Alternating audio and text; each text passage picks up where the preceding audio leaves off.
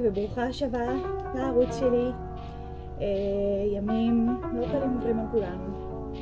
אני בטוחה שבכל בית בישראל, לא עלינו, עצוב, אבל יש אנשים שמכירים מישהו שנהרג, מישהו שנחטף, מישהו שנהדר.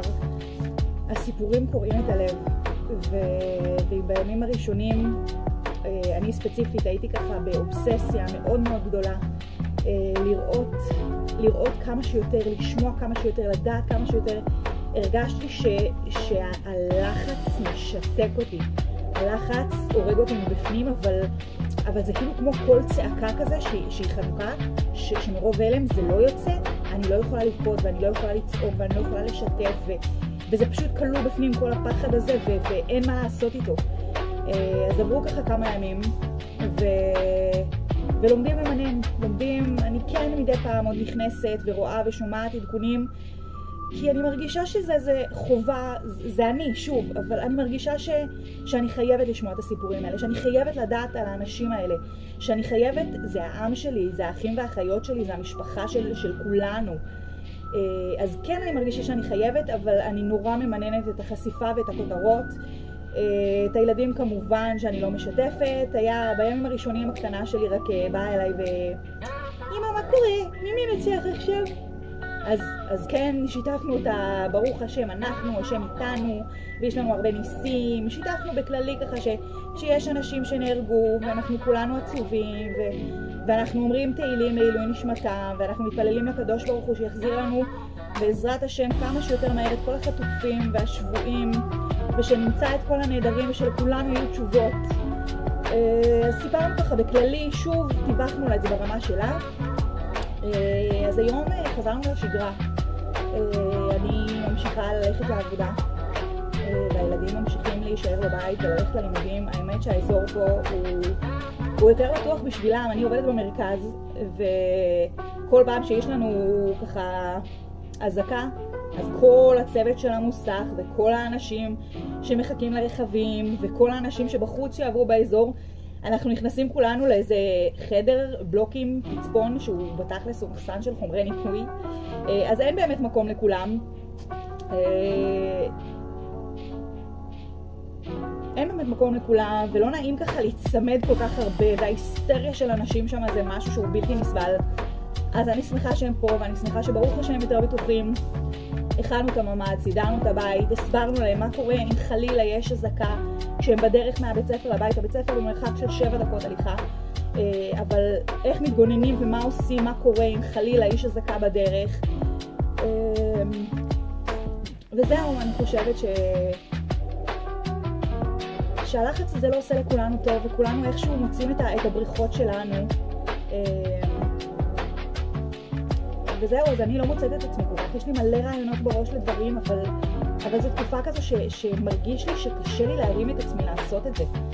שקשה לי, אין לי חשק ליצור, ואין לי חשק לעשות, ופתאום אין לי כוח להרים ארוחות, ואין לי כוח לנקות כאילו בהיסטריה. אני עושה את המינימום האפשרי, אבל אנחנו צריכים להבין שזו תקופה, וזה נורמלי במצב הלא נורמלי שאנחנו חיים בו. ואנחנו בעזרת השם מקווים שכל זה יעבור כמה שיותר מהר. והנה האסקפיזם שלי. אז היום יום רביעי, ואני בבית. שיחקתי מהימים שלי כבר 3 שבועות שאני משחקת איתם בעבודה, אבל היום אני בבית, והגיע השבוע שצריך לאפות חלות. אני עושה בדרך כלל פעם ב4 שבועות אני עושה הפרשת חלה. אני מכינה בעצם חלות ואני מקפיאה אותם, וכל שבת אני מוציאה כאילו לאותה שבת רק, ומחממים אותם כזה חצי שעה לפני שבאים, שמים אותם ככה על הפלטה, קרנצ'יות וטעימות. וזה האסקפיזם שלי עכשיו, אז זה מה שאני הולכת לעשות עכשיו. אני מזמינה אתכם להצטרף אליי, שלכולנו יהיו בעזרת השם ימים רגועים יותר, ימים שלווים יותר, שכל החטופים והשבויים והנהדרים יחזרו וימצאו בעזרת השם, ושכולנו נדע רק ימים שמחים ובטוחים, והקדוש ברוך הוא יחזיר לנו את הארץ שלנו על כל הרחבתה בעזרת השם. וזהו, אז בואו נתחיל. אני עושה 2 קילו, אני עושה את זה בנגלה של קילו וקילו, מתכון הכי בסיסי שאפשר. וזהו, אני מתעסקת עם קמח לחם, כי הגלוטן שיש בו בעצם נותן ללחם יותר אוויריות, הוא מטפיח אותו יותר מהר, הוא מטפל בעצם בלחם יותר נכון.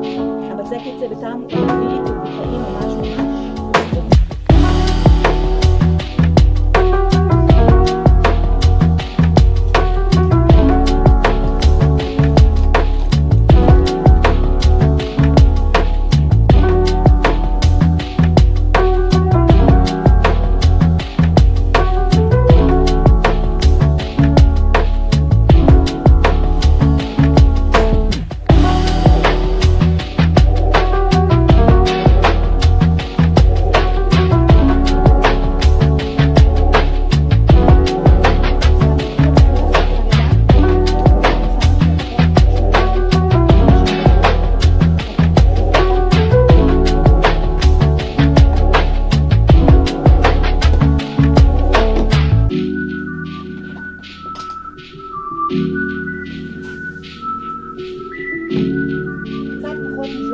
סוכר, שמרים אוהבים סוכר, אפשר לשים אותם ישירות על השמרים, ואחרי זה אנחנו קודם כל מערבבים ככה את כל היורשים שלנו, עוד לפני ששמנו את המלח, כי מלח בעצם מעכב לנו את הפעולה של השמרים.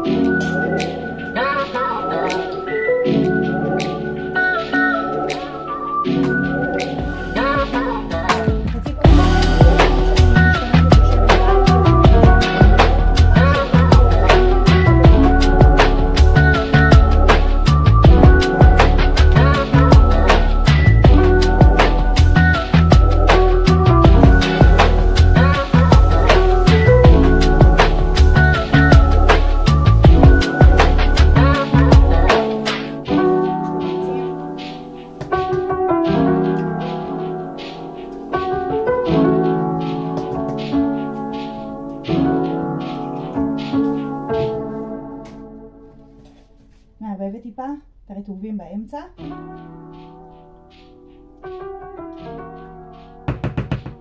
עכשיו אני מוסיפה מים פושרים, בגדול אמורים למדוד את זה. אצלי זה יוצא משהו כמו חצי מטלה ככה, אני מוסיפה לאט כל פעם. הבצק אמור להיות קצת דביק, לא יבש מדי, קצת דביק, אבל לא רטוב לגמרי.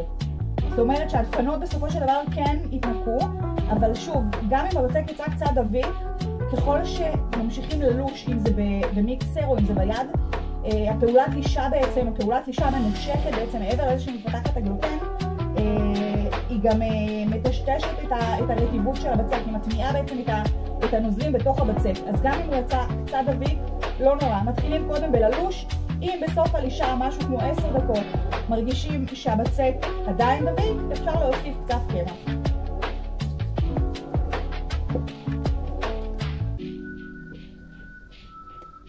אני אוהבת להוסיף את הנוזל, קודם כל להוסיף קצת בהתחלה ולתת ערבוב ידני ככה, אם זה עם כף או אם יש לי מצב רוח ללוש את זה ביד, אבל קודם כל לתת את החיבור הזה הנכון של הנוזלים ושל היבשים, ואחר כך אני נותנת בעצם, אני סומכת על המיקסר שלי שהוא יעשה את שאר העבודה.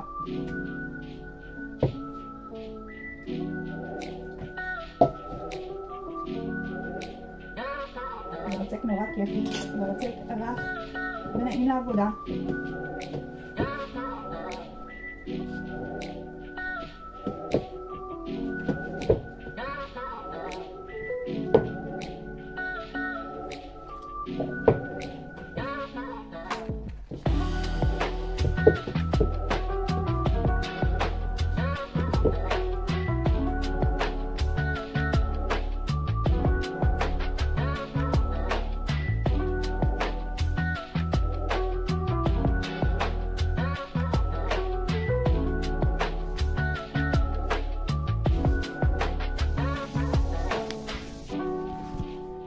זה הבצק שלנו, בצק רטוב, לא דביק מדי, ועכשיו אני אתן למיקסר להמשיך את העבודה שלו.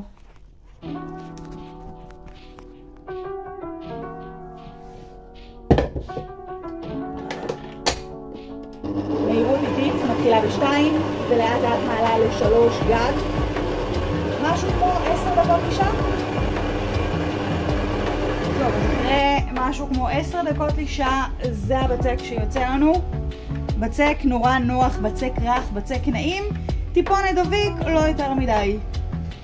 את הבצק הזה אני עכשיו מוציאה עם קלף לתוך קערת התפחה ששימנתי מראש טיפה בשמן זית, רק כדי שיהיה קל להפריד את הבצק שלי אחר כך.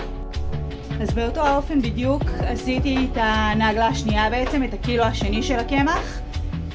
אותם מצריכים, אותו מתכון בסיסי, פשוט לא רציתי להעלות, אז עשיתי את זה מחוץ למצלמה.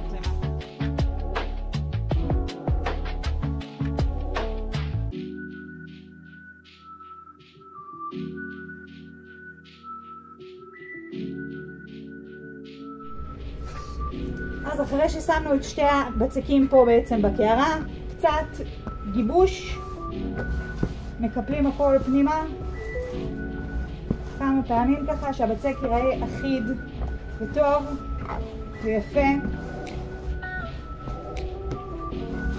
יוצא לי לקבל הרבה פעמים הודעות מחברות ככה שרואות את הבצק או את החלות, שבעצם שואלים אותי כל פעם מחדש מה מיוחד במתכון שלי, מה הסוד שלי למתכון. אז זה כל כך מצחיק כי הבצק שלי הוא הכי בסיסי והכי פשוט בעולם. הסוד היחיד שיש לי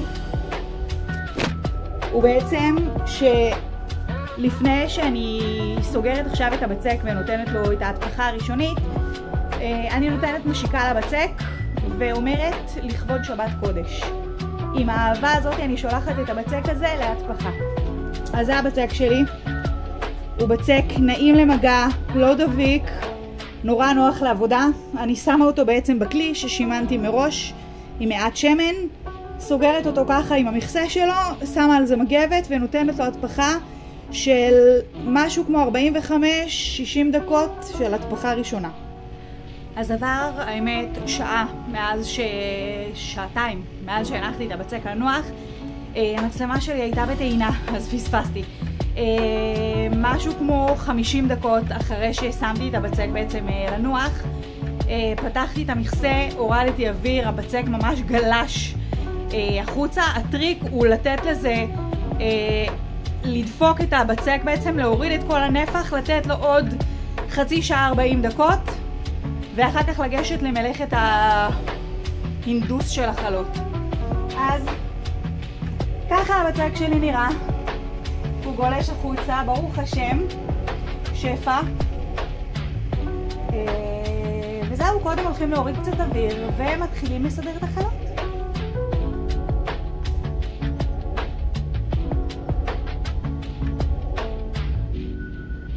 ברוך אתה אדוני אלוהינו מלך העולם, אשר קידשנו מצוותיו וציוונו להפריש חלת תרומה, הרי זו חלה. יהי רצון מפניך אדוני אלוהינו.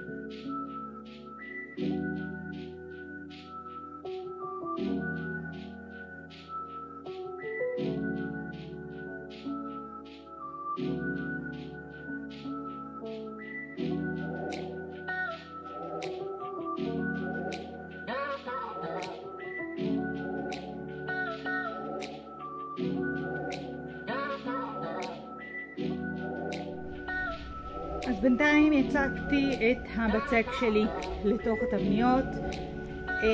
יש לי פטנט לקפל בעצם נייר אפייה לשתיים, לגזור אותו, לעשות פנסים ב4 קצוות בעצם, ואז זה נכנס ככה נורא יפה בתבנית, בלי ברדק.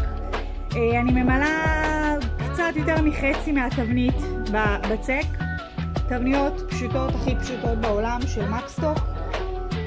כמובן שמתאימות לכל תבנית, זה פשוט, זה הצורה שככה מתקבעת לי בזמן האחרון. אני ממלאה את זה, נותנת לזה התפחה של ככה חצי שעה ככה בטמפרטורת החדר, אחר כך מברישה את זה, מחממת תנור מראש על 180 מעלות. אני מכניסה כל פעם 3 תבניות על התנור, כי אני רוצה שהם יהיו על הרשת ולא בתבנית, כדי שהחום, הפיזור של החום יהיה אחיד. אז אני שמה 3 תבניות כל פעם, משהו כמו רבע שעה 20 דקות, ומתחילים כל החילופים. אחרי שאני מוציאה אותם, אני מעבירה את זה בעצם לרשת צינון, אני מוציאה את זה כמובן מהתבנית, מוציאה מהנייר, ונותנת לחלות להצטנן ככה מלמעלה ומלמטה לפני שאני סוגרת אותם בשקית ולמקפיא.